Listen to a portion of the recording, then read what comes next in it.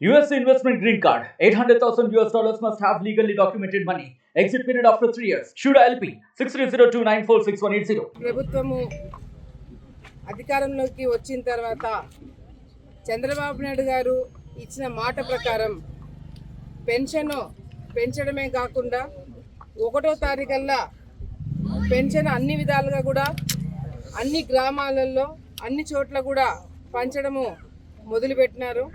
ఇది కేవలము ఏదో మొదటిసారి కాబట్టి హడావిడి కాదు.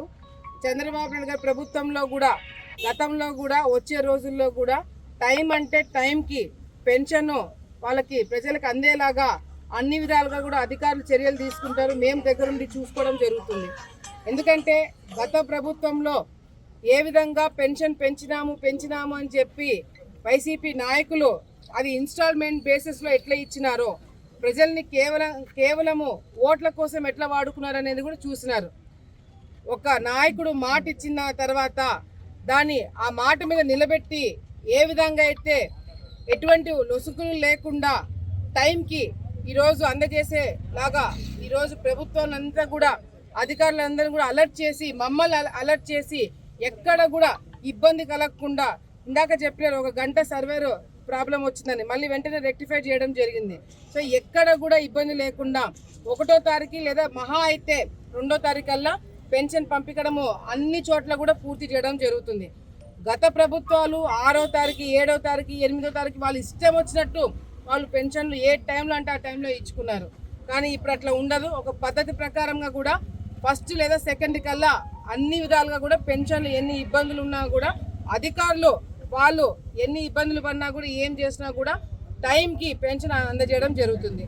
ఈరోజు ఈ ప్రభుత్వం వచ్చిన తర్వాత మరి చంద్రబాబు నాయుడు గారు ఏ విధంగా గతంలో ఇచ్చిన మొదటి సంతకం 2వ సంతకం 3వ సంతకం 4వ సంతకం 5వ సంతకం చెప్పిన మాట ప్రకారంగా కూడా ఆ సంతకాలన్నీ కూడా పూర్తి చేసి ప్రజలకి మళ్ళీ మంచి చేసే విధంగా కూడా మాట ఇస్తే తప్పము అనే విధంగా ఈరోజు చంద్రబాబు నాయుడు గారు చేయడం జరుగుతుంది.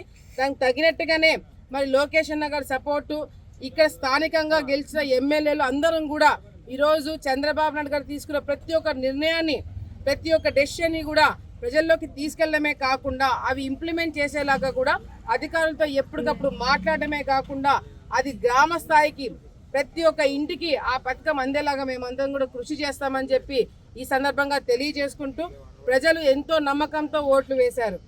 వైసీపీ ప్రభుత్వము గతంలో అయ్యో పాపం అని చెప్పి ఓట్లు వేసిన వాళ్ళు ఈరోజు మళ్ళీ నమ్మకంతో మన జీవితాలను బాగుపడాలంటే మనం చంద్రబాబు నాయుడు గారిని గెలిపించుకోవాలా ఈ విధాలుగా కూడా మరి ఏర్పాట్లు చేసినందుకు అధికారులందరూ కూడా చాలా అలర్ట్ అయినందుకు వాళ్ళందరూ కూడా నేను ధన్యవాదాలు తెలియజేసుకుంటూ ప్రజలందరూ కూడా సంతోషంగా ఉండండి, ఆనందంగా ఉండండి. మంచి రోజులు వచ్చినాయి.